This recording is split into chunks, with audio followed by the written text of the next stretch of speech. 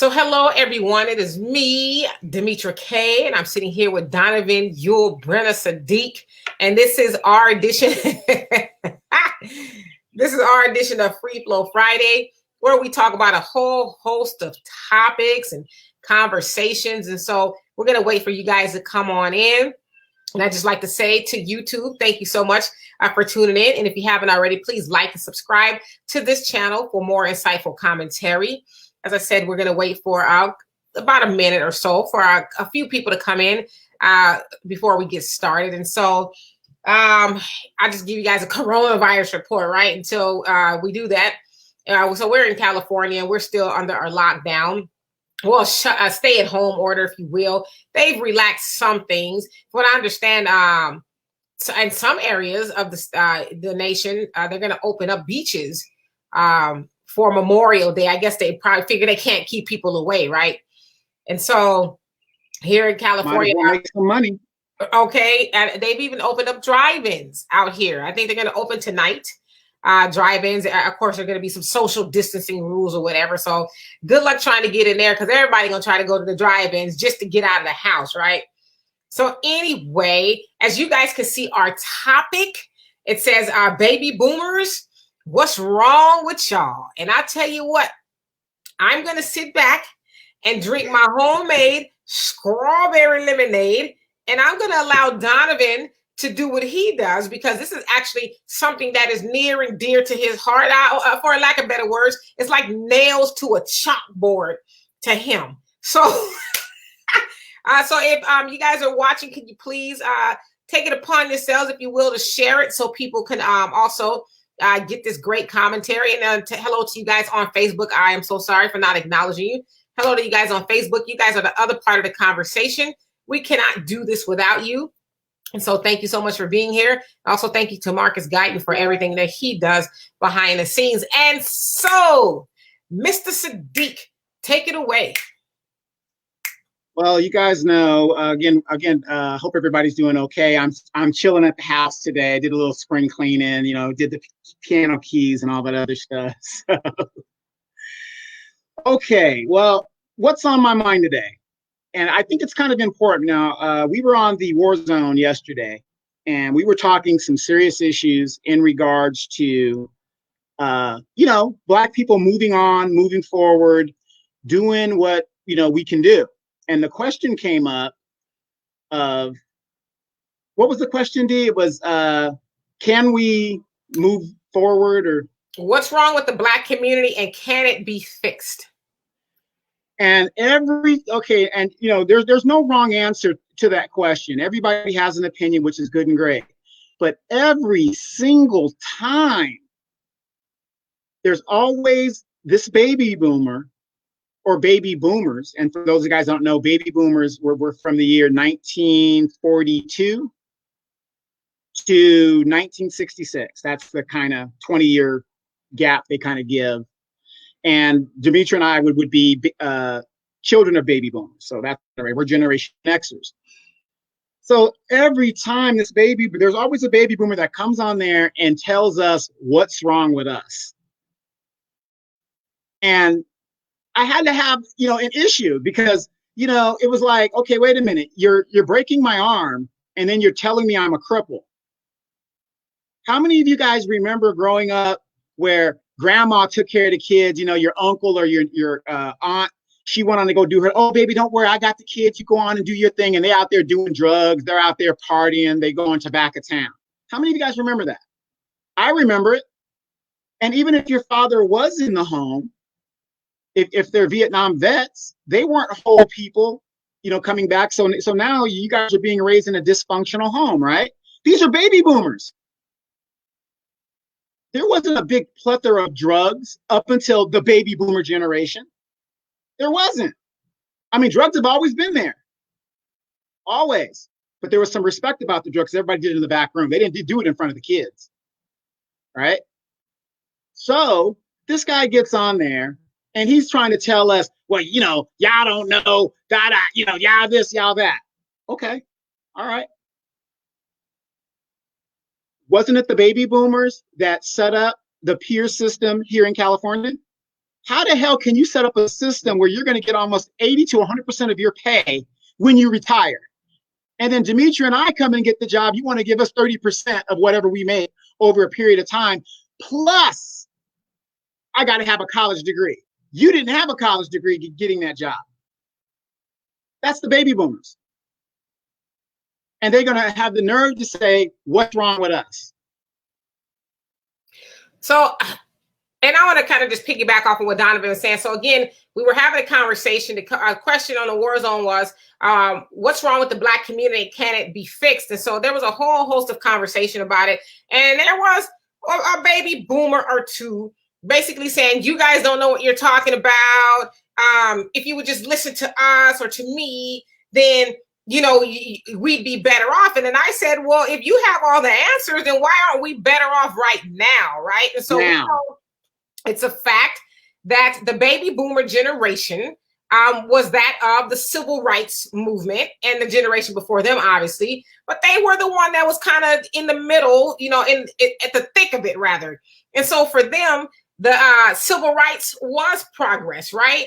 And so a lot of times, I'm not saying all baby boomers, I don't want to deal in absolutes, but a lot of times baby boomers, you look at the younger generation and say, you guys are just complaining. Why aren't you happy? You should just be satisfied. But it's like they have to take into context, they were satisfied with, integration, if you will, segregation ending, where they could go and drink and eat and sleep next to white people and live in the neighborhoods, which is why, partially why, a big reason why, we don't have our own neighborhoods, because when civil rights took place, everybody just left, right? They wanted to go and live amongst white people. And then we know white flight took place.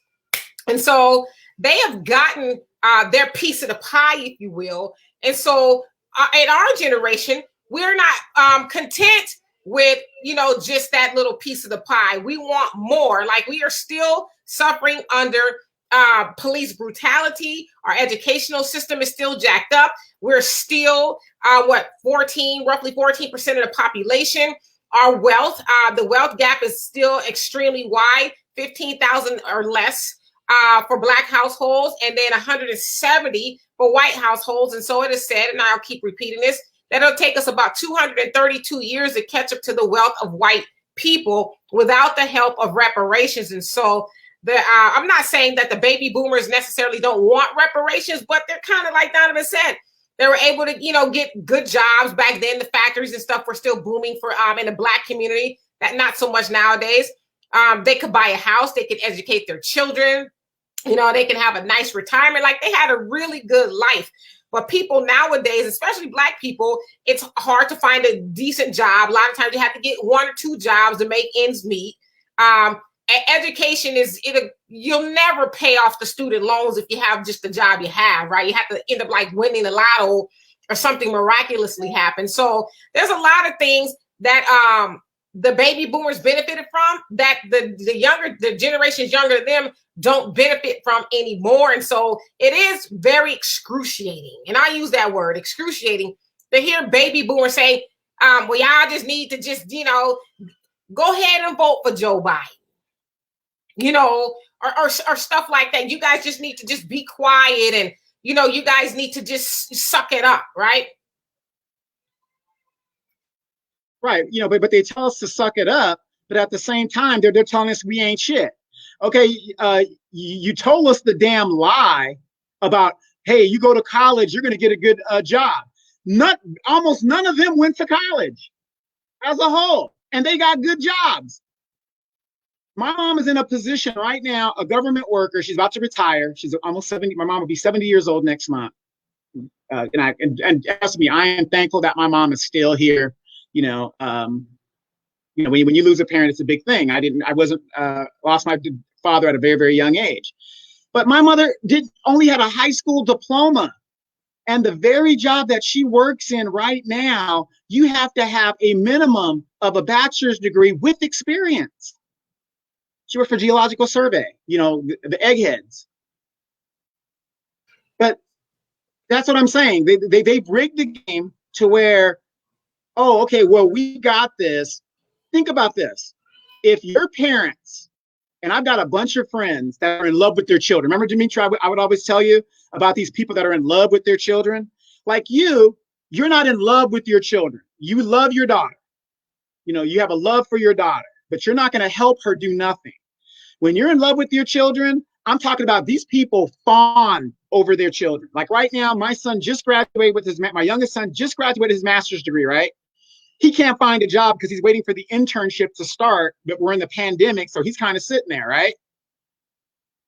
That fool better never come up and ask me, Dad, could I get some money? No, brother, you're sitting at your mom's house right now waiting to go to this thing in Miami, whatever you're going to go to. Your mom, I'm very sure his mom's got plenty of work for him to do that he can earn some money for himself. And what I'm saying is, I think it's better I let him be a man to the best of his knowledge and what I've already taught him. And I really feel that if these baby boomers, since you guys didn't continue to teach us leadership, that's why we have 150-year-old Maxine Waters. We have the Corrine Browns. We have these people still in power. They don't give a damn about us. They don't. What do you think?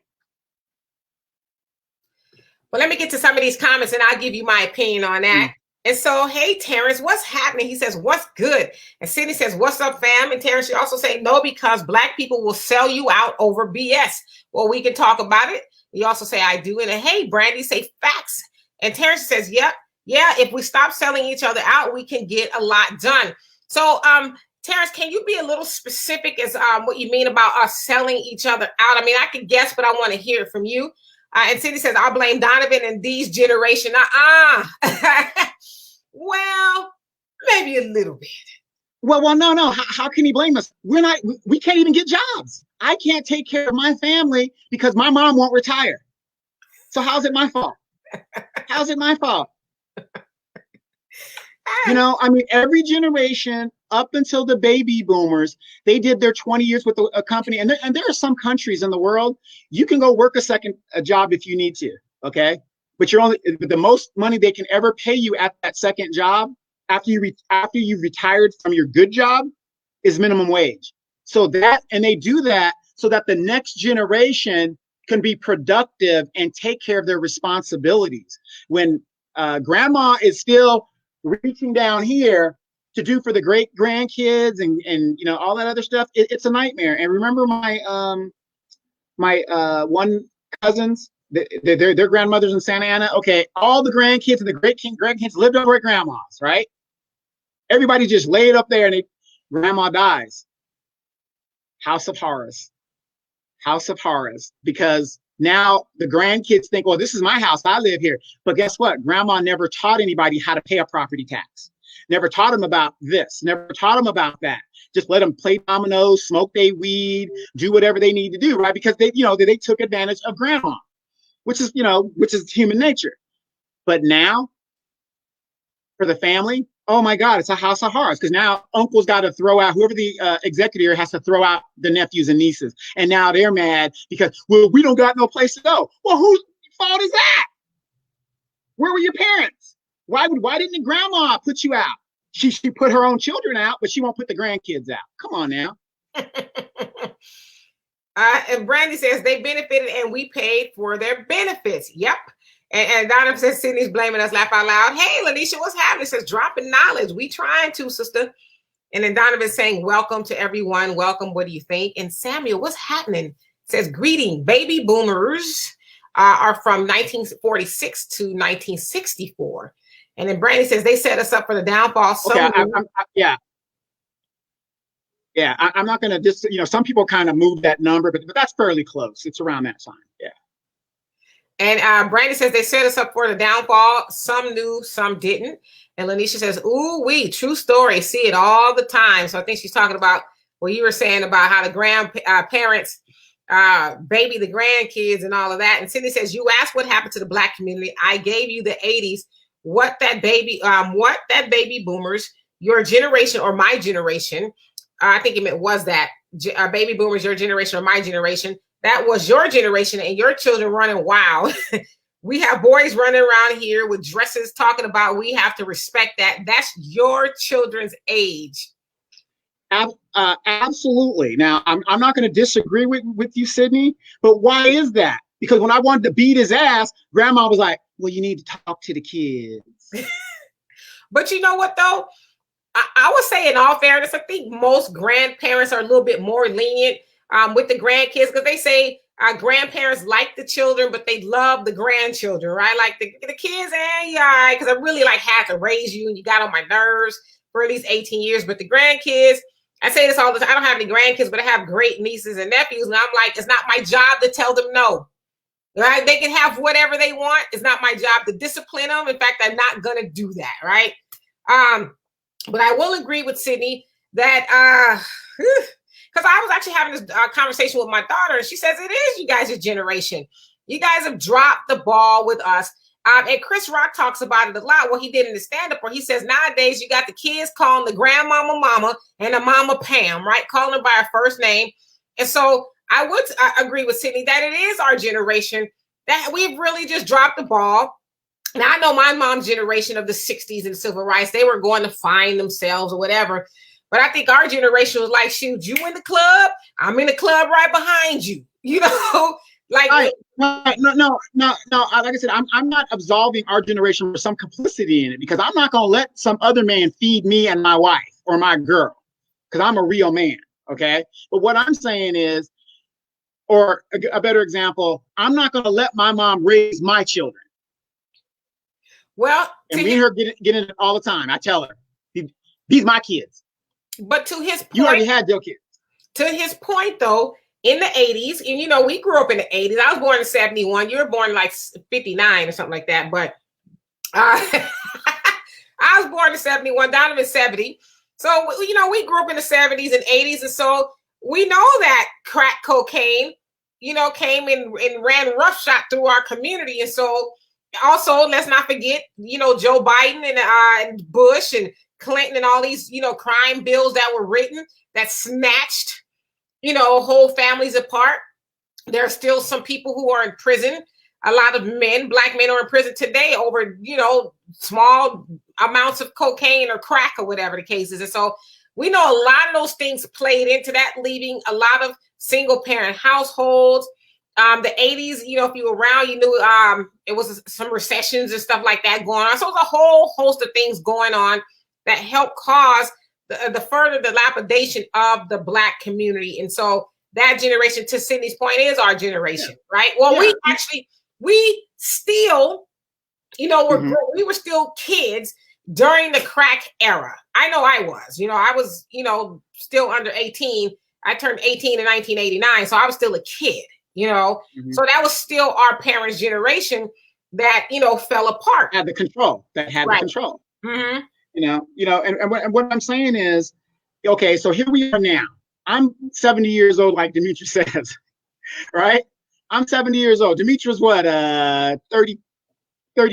There you go. Right? Okay. Now, give us the leadership. My point is, Mr. Baby Boomer, whatever you want to say, you can say. Sit back and be a grandparent and let us take the leadership. And maybe if you let us maybe try something different, we can pull our people out of this hole that you guys have put us in. But no, you don't want to do that. You want to ride this damn thing until the wheels fall off. And then, you know, I mean, seriously, I've got girlfriends right now. And I talk to her all the time, and a lot of them, I give them advice. They say, oh, my son doesn't want to do this much. I got a friend who has her son, 23 years old. He's sitting at the house.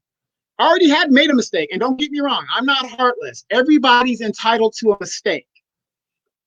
But when you keep making that mistake, there's a problem. She has her son. Now, she has daughters, but she has her son. I already had one child. Okay, you give him a pass on that. This fool has 2 children, additional coming.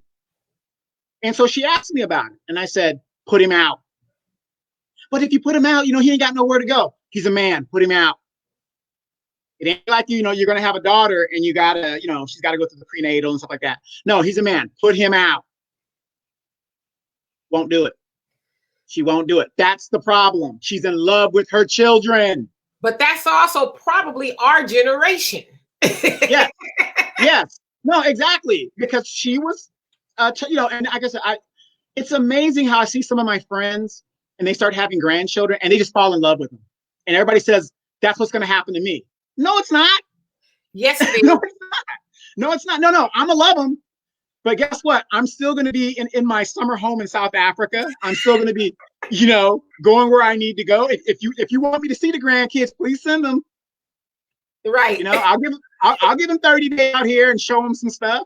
But I'm not in love with, I'm not even in love with my kids. What you're saying is you're not going to take on the responsibility of completely raising them, as a lot of people, especially in our generation, and I did in our mom generation, but completely absolving the children of the responsibility. I'm going to get to you guys' comments, but I do want to piggyback off of what Donovan said.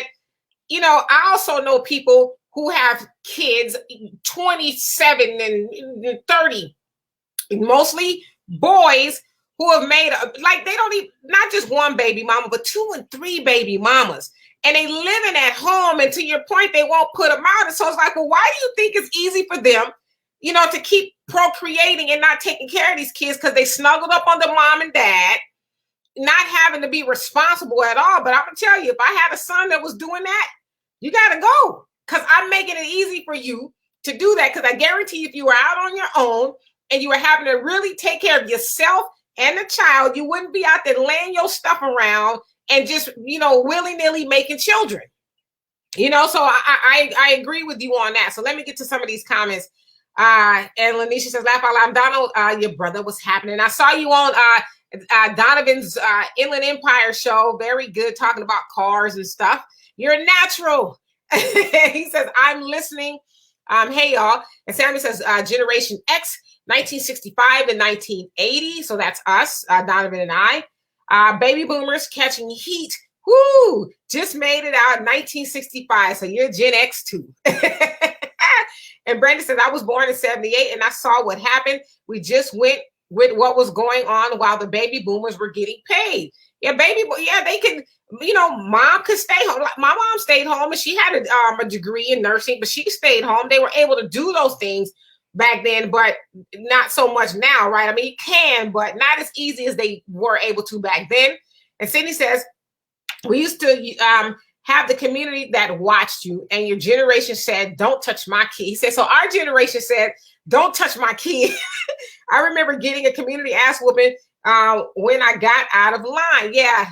I remember my mom saying that was really prevalent in her generation, that it would be nothing for you to get an ass whooping up the block and come home and then get another one because the word had traveled that you was out of line. But nowadays, mom and dad want to get them up with you for even saying something to your kids. So I agree with you on that.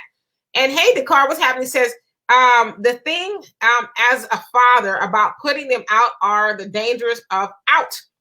So can you describe what do you mean by the dangers of out? Because tell me what you mean by before I guess. I think I understand what you're saying, but tell me what you mean. Well, what I think he means in that is like what you say. We let the kids get to 18 and we put them out. Okay. Right. Yeah. I don't think you should do that. If your child is doing what they're supposed to do, you support them and you help them do something. That's fine. But there does come a time when you say, you know what? How many of you guys see the movie Baby Boy? I got my old lady, I want to fry some grits and eggs in my drawers. I can't do that with my, with mama when the grandkids are there and the kids there. There does come a time when you got to tell your children, you know what? You're almost 30 years old. I'm talking about the men. I'm not talking about the girls. I'm talking to the men. Well, he's saying the dangers he means by the police. Yeah, I just think as parents, we need to do our best to raise our children up so that I know a lot of times things happen to us as Black people that are absolutely not our fault. But I'm saying while they're in our house, we need to equip them with everything they need. And so I disagree wholeheartedly, well, not wholeheartedly, but some, with putting your children out at 18, especially if you haven't given them the tools that they need to be out at 18. Because think about when you were 18, I'm just speaking to everybody. When you were 18, you probably didn't know how to, navigate life on your own. And if you were put out at 18, it was rough. You had to figure things out. And so a lot of times people want to put their kids out it's because they haven't really spent the necessary time teaching them the things they need to be able to survive. Exactly. Now you just hit the nail on the head. We as parents didn't teach them. Where were you? Why doesn't that kid have the tools to go out there and do what they need to do? My son right now, my youngest son, he's gone out, had his own place. He's come home. There's nothing wrong with that. For men, how many men do you guys know right now, these young men, are always moving in with the girlfriend? He ain't got no place to go when mad day comes. And you guys know what I'm talking about. What I'm saying is that when you're raising young men, you have to show them, okay, I'm gonna go out and experience life. Okay, boom, boom, boom. Oh man, I can't make the rent. I can't do the, hey dad, can I come home? Sure, son, you could come home. That might even stop them making additional children that they can't take care of. But we don't do that. Well, I'm gonna go stay with grandma. Okay, a good example. My son's mom deployed. He went with his grandparents while she was deployed, and his aunts, you know, the family structure in Ohio. Had no problem with that because he couldn't go with me because I'm deploying. So they're gone. So she comes back. Okay, the grandparents call me up and say, hey, Don, you and Lenora got your career, you guys, why don't we let Quincy stay here? Absolutely not. Absolutely. That's our responsibility. That's not your responsibility. That's our responsibility. Yeah, it would be easier for she and I to have you guys take our responsibility from us, but we're not going to do that. It's our responsibility. And I made sure my son came back and dealt with life with his parents to the best of his ability. But we let, grandma, that's going to be easier on me. Now I can go to the club, girl. I could go, back to 29 pounds and hit them clubs and, that's what I'm saying. The easier route, we always do that when we should be taking care of our responsibilities. Right. All right. And so Samuel says, mistake, unintentional departure from the truth. Error, intentional departure from the truth. I like that. And Cindy says, I said in the war zone, we coddle our boys, your generation. So he's saying our generation is the one that coddle the boys. And there's a lot of coddling of boys come along. And I always joke with my daughter, and I say, gosh, like, you got it rough. My daughter's 27. And I'm like, y'all got it rough. I said, because these boys, they're boys to me, not to disrespect them, but in age, that these boys they're treacherous. And so my daughter's single. She's like, I'm not a girly, to just get up with anybody because they like on some extra stuff, And so, and let's see. Hey, Channy, you say historically we raise our daughters and love our sons. That being said, the expectations are not the same for sons and daughters. No, absolutely not. We do. We make sure the girls know everything they're supposed to know, and I don't want to say stick it to them, but really just raise them. And the boys like, leave him alone. He don't have to take out the trash. He's tired. All that other stuff. It just I never biologically had any sons, but I have nephews, and I don't understand that. It's like, because I think what people don't realize is think about the type of husband or boyfriend that son is going to make somebody. It's going to be horrible. Like, why do that to somebody else, right? And then Cindy says, but that's why you got these boys running around here, skinny jeans and their goddamn pants are by their knees, looking like hobos. Cindy says, I am 1980 and I'm not Generation X anymore. Yeah, you had just barely made it.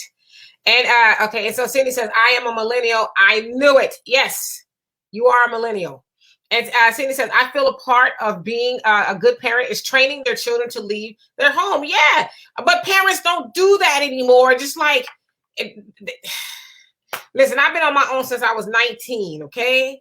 19, and it wasn't always easy. In fact, a lot of times it was rough.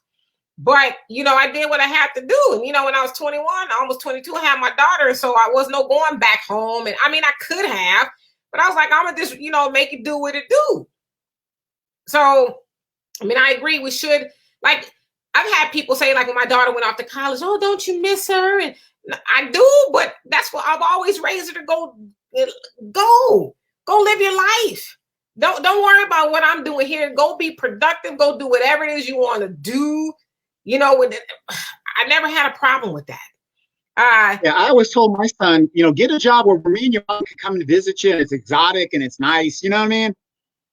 Exactly. Go be productive so you can take care of mama. And Cindy says your generation was hitting the pipe. Wrong. Because think about it. If Demetra was 17, 13 during the 80s, that wouldn't be us. That would be our parents' generation. That's the baby boomers. That's where the problem is. And if you talk to a lot of us and we say, yeah, my dad was in and out of jail. Yeah, my mom was a crack addict. That's that generation, the baby boomers. And that's when we're talking about. But don't get me wrong. There's a lot of us that followed right along with it. Yeah, that definitely was the baby boomers that was hitting the pipe for sure. Right. And hey, Corlin, she say, hey, y'all, old men too. So she says the old men, basically don't have act right too. Trust me, we know. That's why I said it's hard for a lot of, and I'm just speaking from a woman's point of view. I know there's a lot of women out there who aren't on their square as well, but it is hard for women. I mean, this because men from 8 to 80, just like I don't get it. Well, what really fucks it up? Excuse my language, you guys. Fucks it up for men is the fact that we think, okay, we're young, you got time. I'm the gangster life. I just now did 15 years. Now I'm 35, 40 years old. I have nothing saved up. I'm getting older, shaving my head, trying to look young, right? I have no health care. I got nothing coming. I have nothing to offer a woman my age. Damn, if a younger girl's that stupid to take me in. And, we haven't built up anything, and then we're still out there with a foot in our ass. By the time we realize that the game has, spun us around. Right. And Dakari says, my son has been responsible since he was a kid. He's 22 now. He has his own place, his own money. He's had run-ins with the police and peers. It's a new day. Somehow when he's over, I always try to get him to spend the night because at least in that moment, I know he's good. He has no kids, nice whip, doing his thing, but I just feel like he's safer when I'm around. And I think that's true. And kudos to your son being 22 and having his stuff together because... Wait. What? Wait, she sounds like that. Is your son that guy that just got arrested for using people's money on Love and Hip Hop? Was that him? Oh, I'm messing with it. No, and Dakar, big ups to you and your son because I know that it took you as his father to get to that point for him being responsible because there's a lot of 52-year-old men who can't even speak to half of the stuff he's doing. So, big ups to him. But I understand. I think that's just a parental thing. We feel like, we protected them their whole lives, right? And so the minute that they're no longer under our wings, if you will, we do get a little bit anxious and worried for them, especially, having Black sons. I would imagine it's always, something that's on your mind. But, you just have to trust that you did the right thing. And it sounds like you did. And that he knows what he's supposed to be doing, right? But no, I completely get it, wanting to protect your kids. And then Donovan says, we love the boys and teach the girls. Yep. And Corliss says they be trifling. And Channing says, I have a son. He's a college graduate, working and living on his own. I was determined to raise a man, not a dependent one on a woman. Absolutely, because there's a lot of men, depend on women. And I'm not saying a man shouldn't depend on a woman for anything, but I think a man should have his own stuff. I was reading. I gave it to my daughter to read. It's called "Before I Say I Do." Before I say I do, before you say you do, something like that by brother Minister Nuri Muhammad, and he talks about that how men are supposed to already have their foundation together before they, can bring on a woman, right? Because those are the things you would need to do anyway. And so, should a man depend on a woman? Yeah, I mean, if y'all stable and you got your thing together, that's your wife or whatever. But as far as you're in it together. All I got is these 2 hefty bags. I need a place. Could you put some money on my books? I mean, you got women out there that will put money on a man's books before they buy diapers and wipes for their children. It's sad. It's sad. Shit. But but the thing is, my whole point is, You got these baby boomers that constantly want to berate us and the younger generations that are coming up afterwards, when, just like some people have been saying, these are the people that were hitting the pipe. These are the people that were free love. These were the people that were, wilding out and just doing what they got to do. Then you have us and the kids beneath us. We only know what you guys have taught us, and you've taught us absolutely nothing. Hey, Kevin, what's happening? Says, hello, my peeps. What are we talking about? We're talking about baby boomers. What's wrong with y'all? And please don't take that personally. Hey, no, hell no. Hell no. You can take it personally, because I'm sick and tired of y'all talking about, we ain't shit and we don't know what to do when we're trying to do it, and you guys are the ones obstructing us, trying to lift our people up. Cut the damn check. Lanisha, you say, I feel that I failed in many areas of parenthood. However, my sons are independent and treat their wives as they should. This is because they've seen my struggles as their mother and refuse to ever have the woman they love experience the same. So if they didn't learn by positive examples, they learn by watching negative examples they refuse to become. Absolutely. And sometimes that works too, but I mean, I just think, I always say it's a very, very hard job to be a parent. It's probably the hardest job you'll ever have, because you're responsible for shaping another human being into being what they are supposed to be.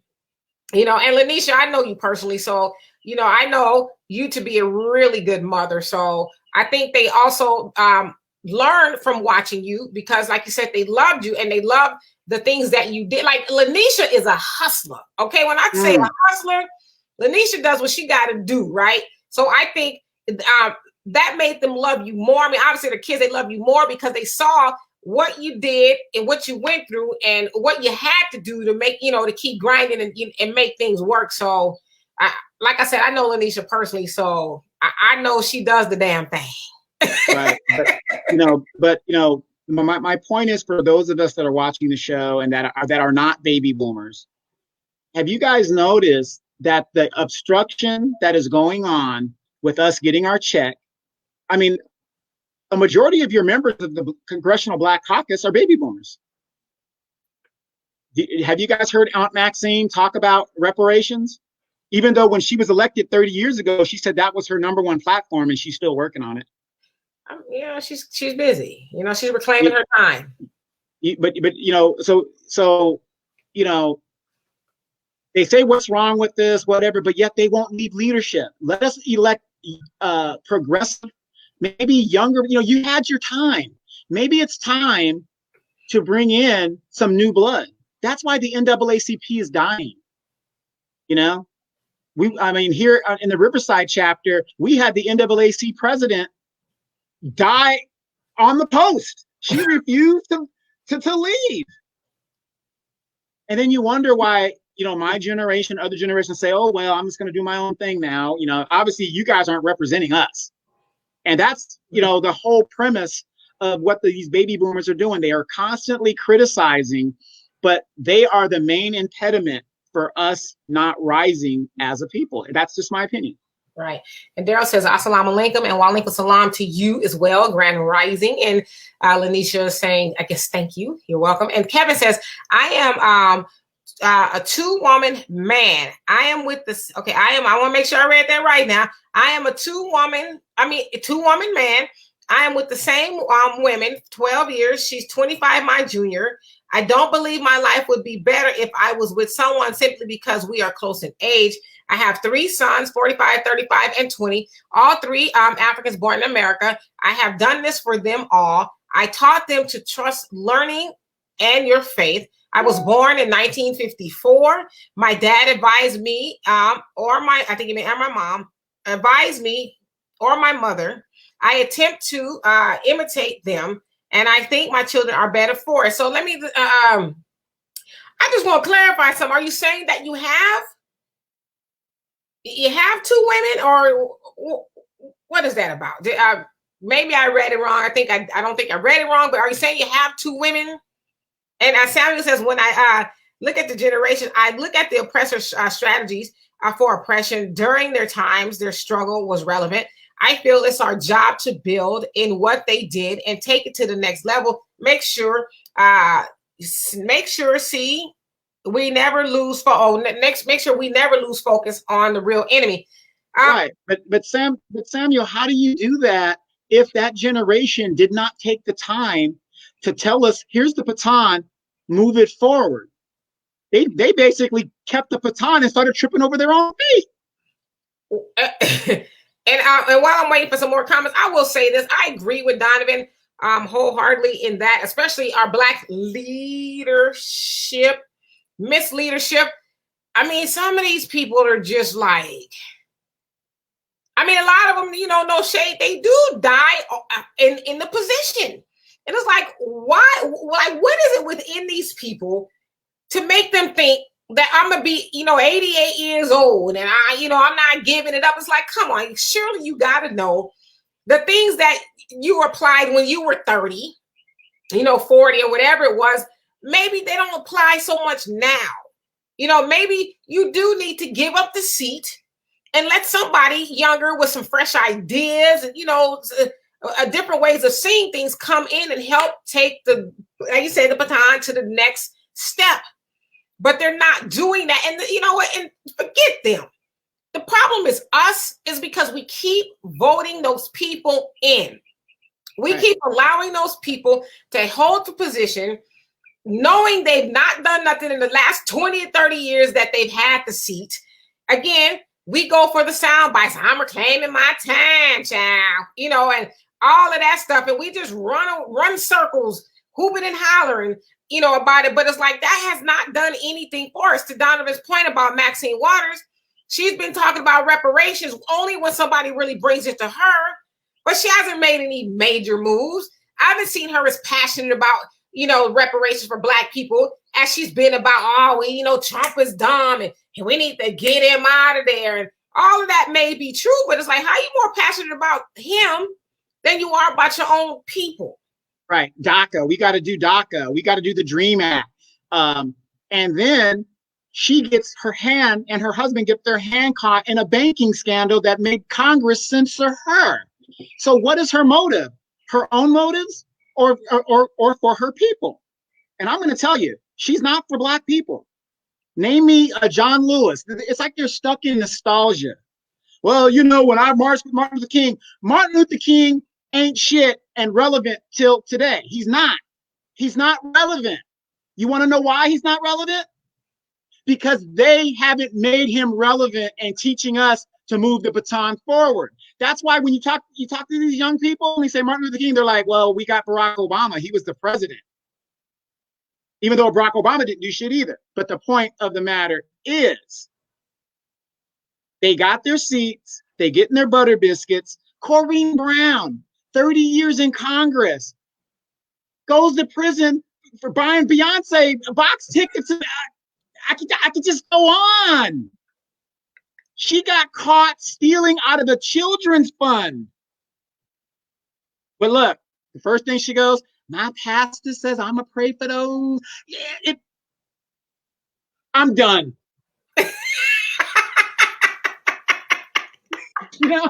I'm done. I'm done. But again, we keep voting for those people. So, I mean, are you really going to blame them, or are we really to blame to keep voting those people in, right? And Sammy says, right, each generation has their fault. We should be the change we are looking for. Absolutely. But to your point, to Donovan's point, we should be allowed to do that. We should, like if I've had the position for 20, 30 years and things are kind of just, I'm going to say, you know what? I've collected a lot of these lobbyist money because they do, I'm sitting on, my bank account. I'll never spend all that money in there. I'm going to go and, I'm going to do me now. I'm going to go travel and let somebody else with some more fire, under them to have the seat so we can better our situation. But they won't do that. And Channing says, could it be that generation believes or believe that they have arrived? Example, live in suburbs, office desk next to the colonizer, able to buy big and talk loud. That's exactly what it is. Yeah. Yeah. Have you guys noticed, and when you talk to a Black person in America, where we're quick to make fun of with the warlords and all the stuff like that, and how they keep overthrowing each other. You got the Mobutus, you got the Mugabes. Like, oh man, these guys, they're in it for themselves. What is what they're doing any different than what our so-called Black leaders are doing? It's the same thing. They're enriching themselves. They could care less about the revolution. John Lewis. This is why people keep voting for John Lewis. He keeps invoking, well, I marched with King, and we're going to do it. But look at his congressional record. Look at his, we're stuck in nostalgia. At least our parents are. And I'm going to give you an example. I'm a Tuskegee Airman legend, right? Legacy. I'm sorry, not legend. Legacy. Well, I say you are pretty old. Yeah, I am pretty old. But everybody understands the Tuskegee Airmen situation. Black aviators, Black women aviators, so on, so on. We had a organization right here in my very city next to the Air Force Base, right? Ask me how many people in that organization were actually aviators or had an aviation background. None. Almost none. Almost none. I think there was, one, Buford Johnson. Buford Johnson finally dies. Organization is gone now. And people would come to me and they say, well, Donovan, why won't you join this organization? They didn't ask me. And then when I went to a couple of meetings, it was a bunch of bullshit. Let me pat myself on the back. No, what are we doing in the community? Why are we giving scholarships to Hispanics? This is the Black Tuskegee Airmen. This is supposed to be about a thing. But I'm the troublemaker. I'm trying to get the organization back on track. We don't give scholarships to Asians, whites, or Hispanics. That's just, I'm sorry. You don't come here and do that. But this organization did, and it's dead. Now it's dead. But that's what we do. Yeah, and I agree with him on that. We have heard a lot of our Black leaders. And listen, I don't want anybody to think we're cool with kids in cages and all that, because we're not. But we've heard a lot of our Black leaders, feverishly take on DACA. Oh, we got to do something about it. Oh, this, that, and the other. It's like, well, it's funny. Never hear you get that passionate about things that happen to Black people. But now, and I get it. It's a, hot ticket item, with politics and all of that. But it's like, we as the voters should pay attention to that. Oh, okay, I see where your interests are. Well, how about this? Let them vote for you. And then we'll go vote for somebody who is going to have our better interest at heart, at least first. I'm not saying they should never care about other people, but they should care about their own people first, or at least just as much, right? And oops, I missed some comments. And Shelly says, hey, fam, what's happening? And Demetra is like mine, but with eyes. What's happening says we need to educate ourselves on what it means to operate on the public side versus the private side. According to law, sovereignty versus citizen, the truth will set us free, but we have to find it. Well, I agree with that 100%, but I think a lot of us, especially as Black people, have a problem with just even having knowledge of self. Even knowing who we are. We still keep hearing this debate. Oh, well, and we hear this from Black people. If Black people had a Black agenda to give to the politics, then we could, we've had Black agendas. Go all the way back to Marcus Garvey, 1920s. We had a Black agenda. So the point, and I agree with you, but a lot of us we're struggling with knowing who we are just on a daily basis. So, and Samuel says, we just have to separate from a system that teaches us what and how to think. You can't fix a problem living in the same environment that created it. Absolutely. But that's the thing. A lot of us do not want to separate. We think, whining and crying for civil rights, a false idea of civil rights, because, as Honorable Elijah Muhammad said, you can't have civil rights without human rights first. White supremacy in the Constitution don't even really see Black people as humans. So how the hell are they going to give you civil rights? And so I agree with you. Instead of whining, oh, we need equality and justice and all of that. But we're looking to get it from people who never intended to give it to us in the first place, because they didn't bring us over here, on these slave ships to give us any of that. They brought us over here to be product, cargo. That's what we were. You were to get yourself out there in the field and make this nation wealthy, which it's why it's wealthy today. The America became wealthy off of slave labor. That's all you were. You were just a tool. You were no better than the cotton gin. In fact, the cotton gin was better than you once it came along. So and let's see. But I agree with you. We do need to separate. And Kevin says, real quick. How Sure. many remember in the 1970s in Uganda under Idi Amin when he threw the Asians out? Mm-hmm. Okay, yes. We got to remember the Asians controlled the economy of Uganda, which kept the Black people in a servitude status. Yes, by throwing the Asians out, it put the economy into a free fall. Of course, they never talk about the sanctions that the Western powers put on these African countries when they do things like that. But here it is, 30, 40 years later, Uganda is not dependent on the Asian people to control their economy and get jobs. Sometimes you got to go through those growing pains and self-reliance. How can you be self-reliant if you're never sure about yourself to begin with? Right. So as bad as they make Idi Amin, that is one of the best things he did for his country, was to throw those Asians out and make the Black people become entrepreneurs and do for themselves. And you're right. We never hear about that. We hear about how horrible of a guy he was. He was this terrible dictator and all that stuff, right? And Kevin says, I got married at 18 because I got a woman pregnant. My dad said, you were lucky. God found you a wife. I spent from 1973 to 1997 being or attempting to be like my dad. He never told my mom, go get a job. He worked 14 hours a day and would have been shamed if his wife worked. I was him. My wife begged me to let her work. We are divorced now divorced, and she is independently wealthy. I am not. I am with my lady, African born in America, Eritrean, Ethiopian, and is the best marriage. And I believe, and I can't see the rest of your comment. Yeah, okay. I'm with you, brother. I'm heading back to Africa to get me one. Okay, so that's what happened.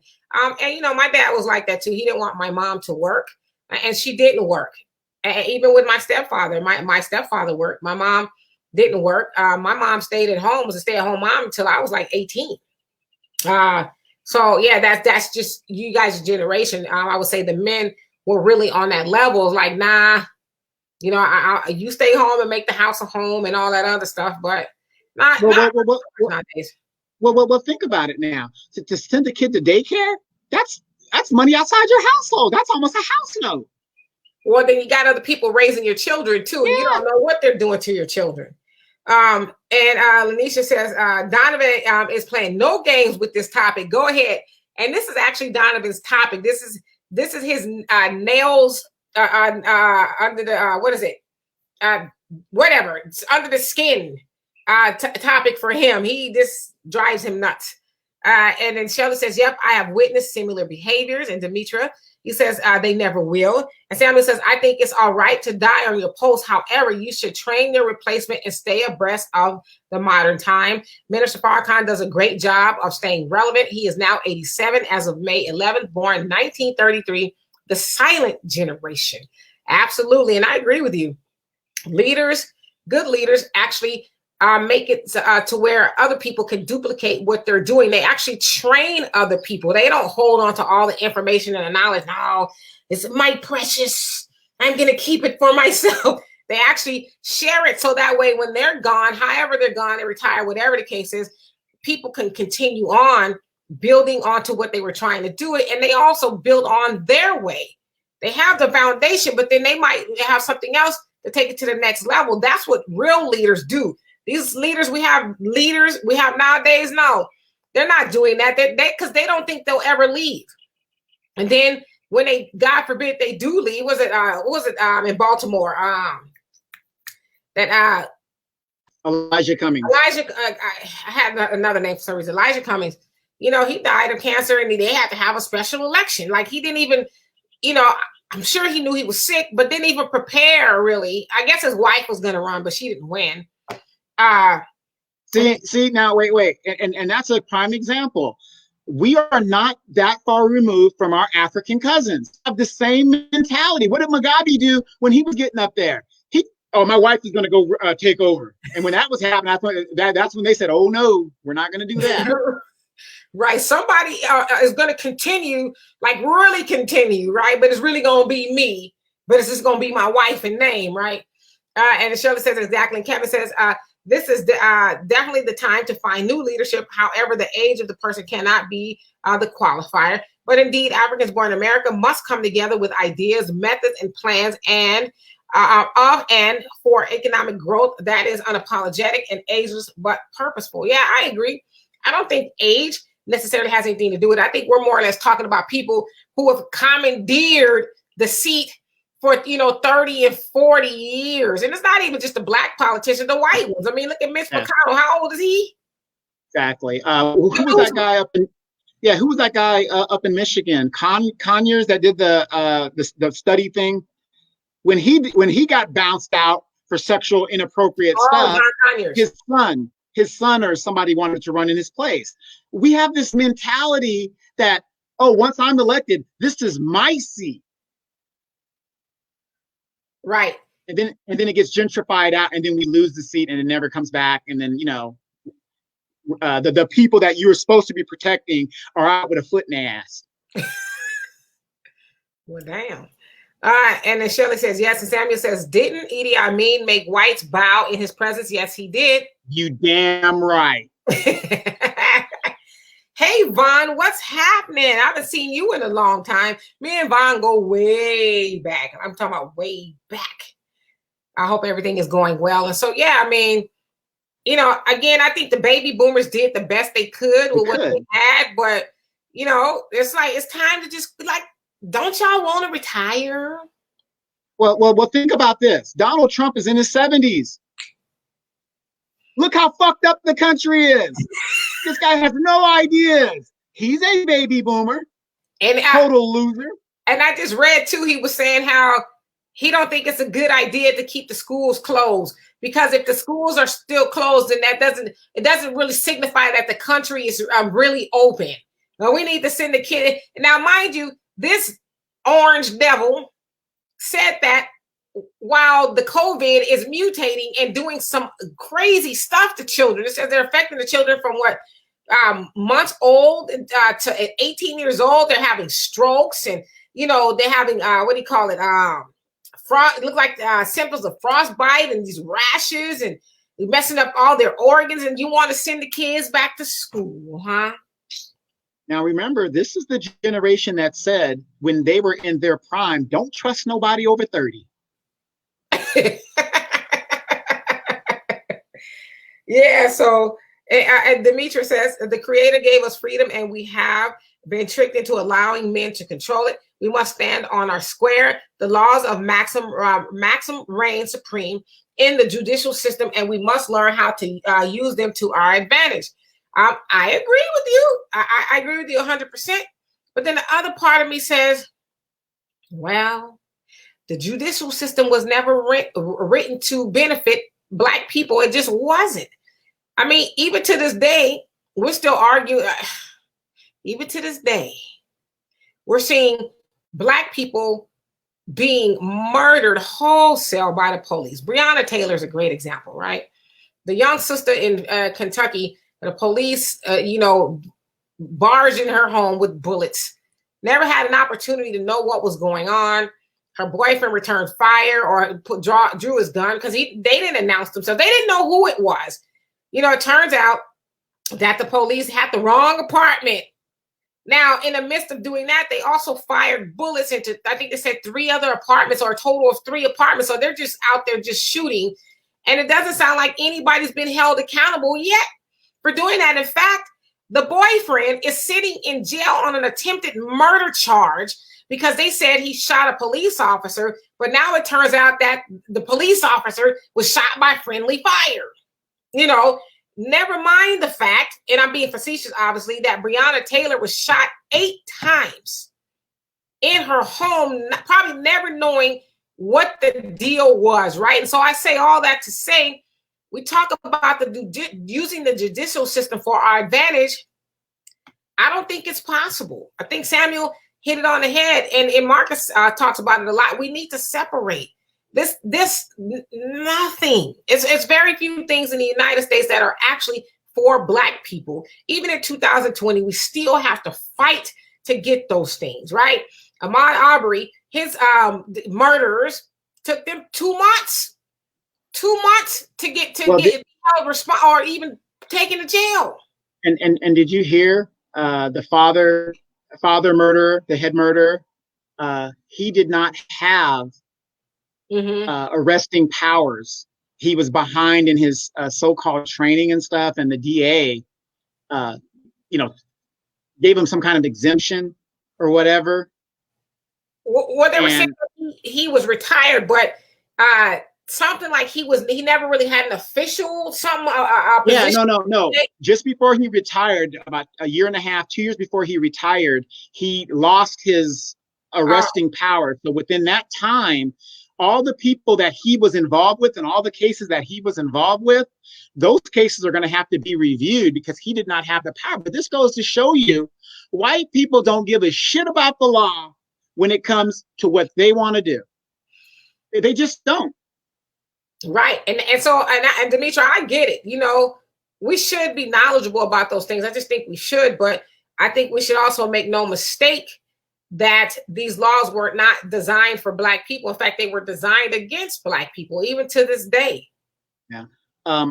Demetra, ask me, what am I going to do? What am I going to be doing today? What are you doing today? I am going to open my gun case and I will be cleaning my gun and oiling it. And I'm going to tell anybody out there that owns a gun or can illegally purchase one, please do so.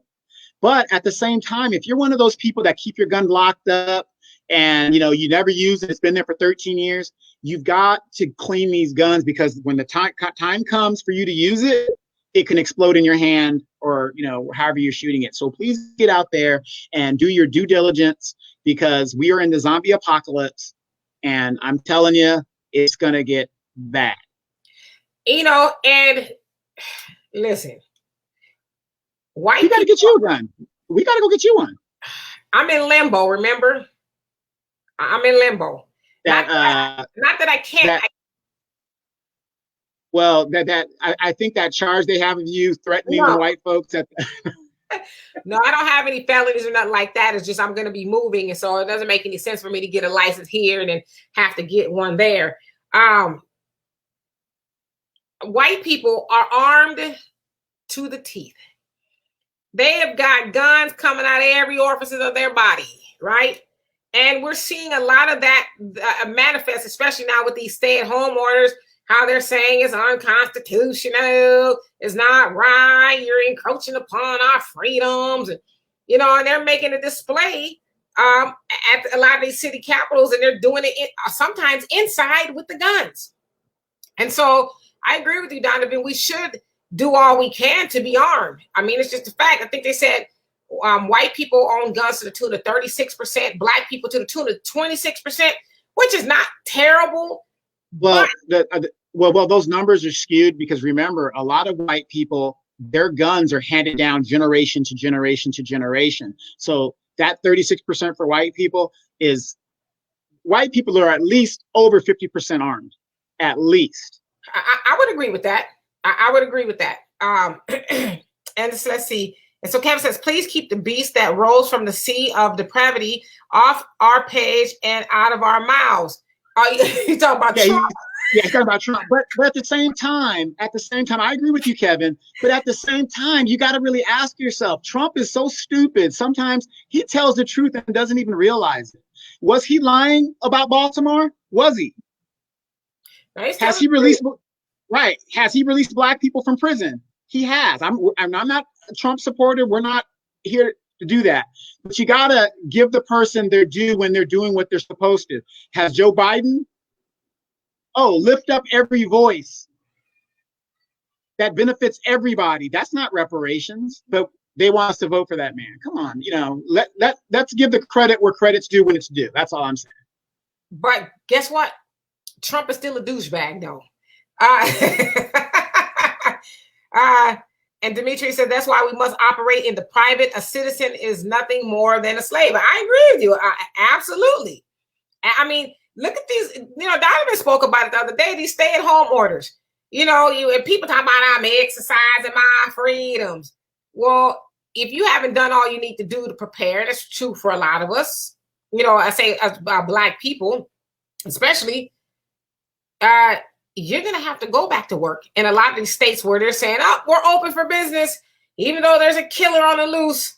And usually that means us because we predominantly work in the service industry. It's just a factor. So if that doesn't say slavery, I don't know what is. Which is why, to your point, it would behoove us, to go private and do for self, build our own businesses and, things like that. So where we can make our own decisions. Now's the time. Where are these baby boomers talking about that? I'm not talking about the ones on the national level. I'm talking about the ones in the local level. You don't see not one Black person talking about Aubrey being murdered in the streets and what we got to do, or them getting on a plane as representatives and going over there and kicking a little ass. They're reclaiming their time. Give them a moment. And Sammy says, just learned from a friend of mine that is a minister in Louisville, Kentucky, that Miss Taylor was a friend of his daughter. Yeah, I mean, it's sad because, she doesn't get, and they say that's true, by a lot of women who are murdered, especially by police brutality, Black women rather, they don't get the limelight. I know that's kind of a weird way of saying it, but they don't get the attention that Black men who are murdered. And, I think we need to start talking about Breonna Taylor's case a little bit more because I don't even know how to, that could be anybody. And the guy they were looking for was in jail already. Didn't even live there. They already had the dude in custody. So somebody just completely dropped the ball, went in there and murdered somebody, slaughtered her. And it's like, oops, well, we got to make sense of this. So we're going to take her fiance to jail for attempted murder. And they said the guy has never had any criminal background ever. Not what he was doing, what he's supposed to be doing per this Constitution, right? Isn't it legal to carry, is it open to carry something in Kentucky? But he's doing what he's supposed to be doing. He's protecting his woman. And now she's dead. And he's looking at an attempted murder charge on a police officer. Hell, that's damn near a death sentence if he's found guilty. And Corliss says, I have 3 pieces myself. And I was actually reading an article, I can't remember who put it up, where it says that Black women especially better start looking into getting armed because we're at a point to where we have to protect ourselves, right? And then Kevin says, unfortunately, the laws of God, nature, and man depends on the integrity of humanity. Ergo, as one who has practiced law, the written instruments are not the problem. The people that take up the mantle to serve the law refuse and are not punished. The only reason I am feared in court is because I use the Constitution like Arnold Schwarzenegger used weights. No one can fairly challenge my use of the law. Africans born in America would do well to learn how to file lawsuits, petition, and sit on. I can't see the rest of your comments. But no, I agree. I think we should know the law, but I don't think we should be, because me and Donovan would have this argument a lot in the beginning when we first started doing our podcast, when he was like, oh, well, Black men, if you just do what the police say and, you tell them your rights, they won't mess with you. It was like, yeah, that's not how it works most of the time. Because we've seen plenty of Black dudes, hell, not even get the chance to say, hey, what's the problem, Ossifa? Yeah. Before they're gunned down. Yeah. What was that kid that was gunned down in Ohio? I mean, they weren't even on the scene 3 seconds and they gunned the kid down. Yeah, or Philando Castile, he had a permit to open and carry, but the officer just shot him, shot him in front of his woman and his child.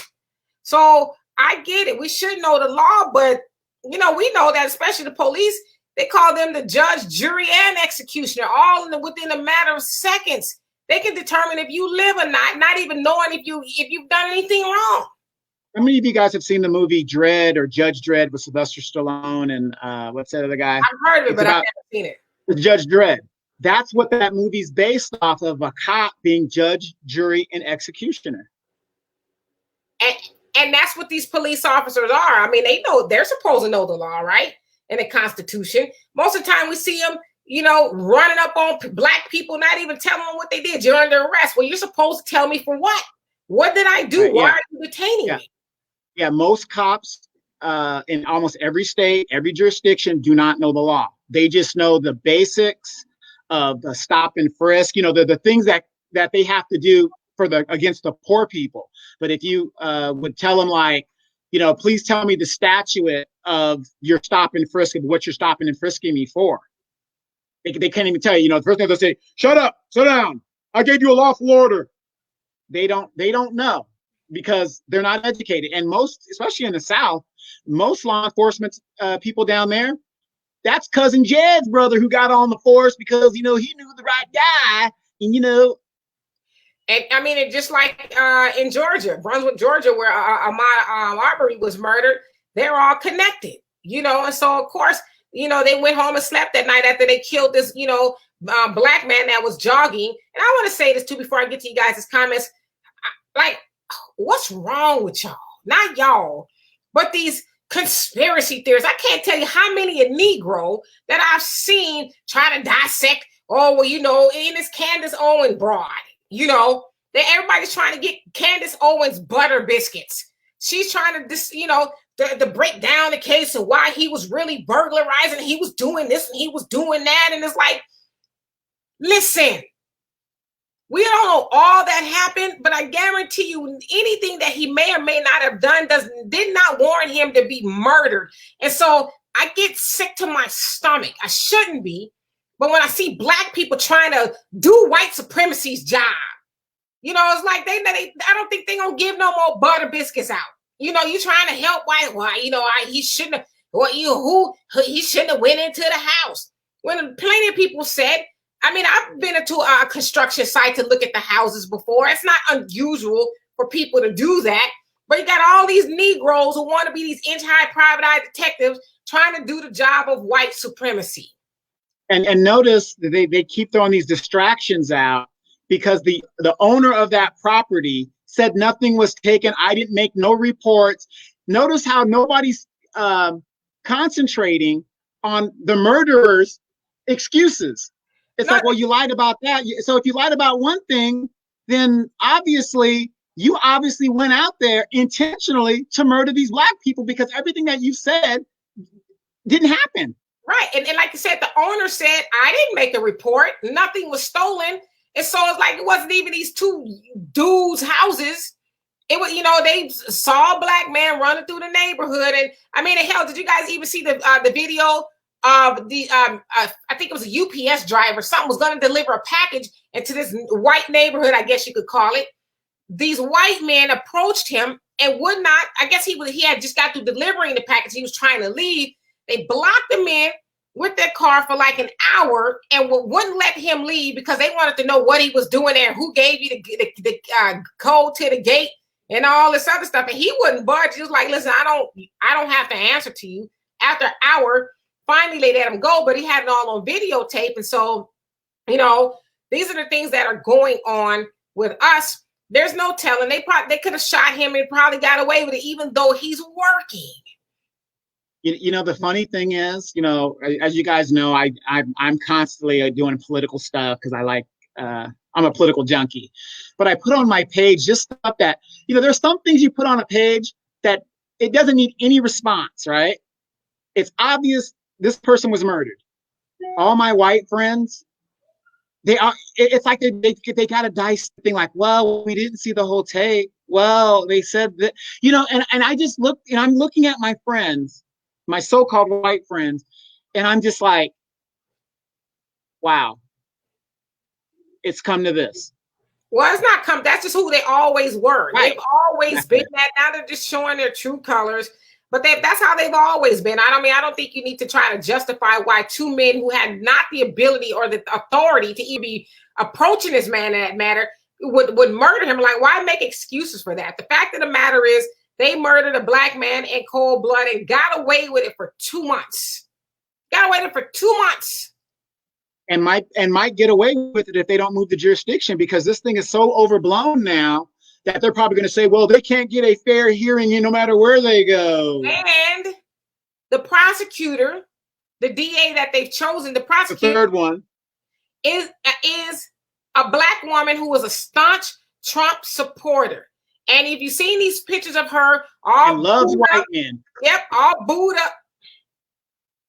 All booed up with all these police officers. So to me, you know, I like to say wait and see, but we've seen how that plays out before, right? And Donovan, you said it was the Black people with guns at the, if that was Black people with guns at the Capitol, what do you think would have happened? Well, we know what happened. You know, Black Panthers tried that, and you see California change their whole gun laws. And Corley says, baby, I will never work for anyone else. I can't. I'm with you.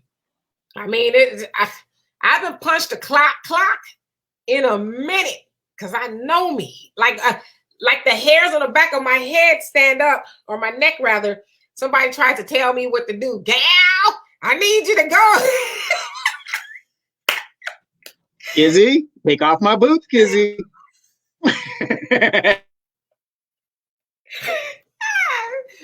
Like that.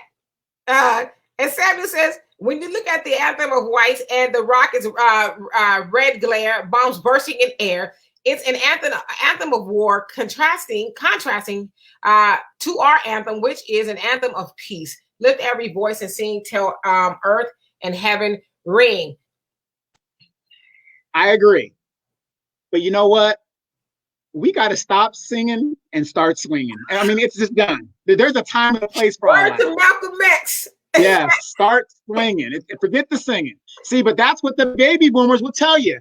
Well, you got to be peaceful. You got to protest. It is insane to walk up to a person that has an AR-15 strung on their back, and you talking about give me my rights, or, you know, let's talk. It ain't going to happen.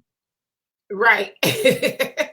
And Channy says, what does a Confederate flag and protesting, not rioting, that's how we are referred to when we stand up for our rights, but I digress, have to do with the rights to open a state during a pandemic, asking for a friend. So you're basically talking about these white supremacists. Well, you know, that to them, that we know the Confederate flag represents the old South, where, you know, slavery was hot and popping. You know, there was a time where the South wanted to completely succeed from the rest of the nation because they just didn't agree.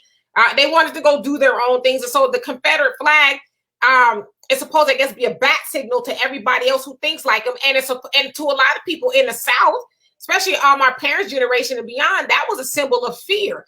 And so I think it's a little bit of intimidation, and it's just their symbol. We know that the Confederate flag is rooted completely in racism. And so that's the thing that they hold on to. Mm-hmm. But it has nothing to do with it. Was you going to say something, Donovan? Mm-hmm. Oh, and Corey says that the young man in Houston last night, I'm not familiar what would happen in Houston last night, but I will do my research. So I can be abreast of what's going on. And Kevin says, and if you don't know the law, then you know there is nothing to say to a cop. The judge should be the first person that hears you, and you should be saying, I do not recognize the authority of this court. You know, go ahead. I say that all the time. You know, if you get arrested, just shut your mouth and wait till you go to the judge. And there's more legal ramifications to that. But this new generation being raised by women, and I'm not downing women, but in the military, I would see young men and I would tell them, based on my rank, shut the fuck up. Now, when a man tells you shut the fuck up, that's it. It's done. You're supposed to be done, right? I noticed that these young men always got to have the last word like a woman. So I would ask them, was your father raised in your life? No.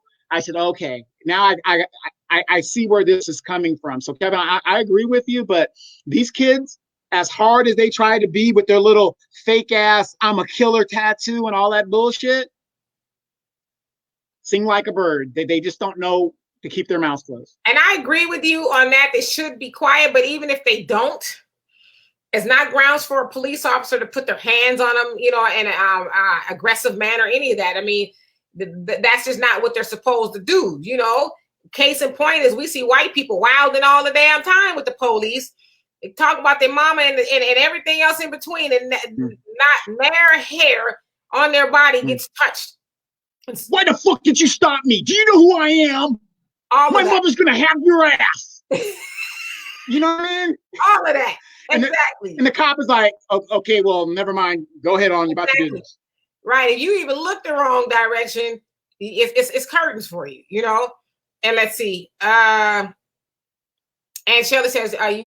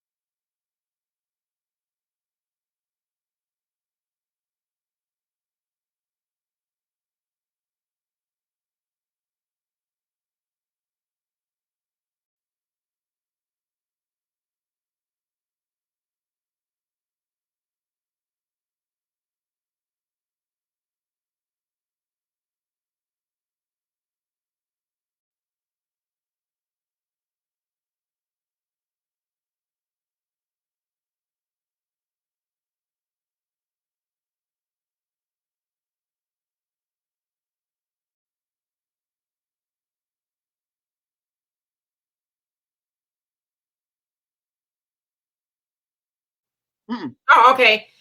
I mean, I understand all of that, but I mean, we've seen that play out wrong for a lot of people, you know, wanting to state I'm not actually a citizen. And I hear people, not saying this is you, people talking about, oh, you shouldn't get a social security card and your birth certificate it's they own you or all that stuff. I mean, I get all guess that. What?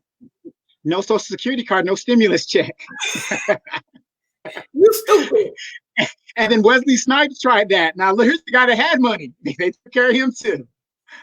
So I mean, I get all of that, but that's just not normally how it works out for Black people trying to invoke all these constitutional, you know, this, that, and the other. So but I understand what you're saying.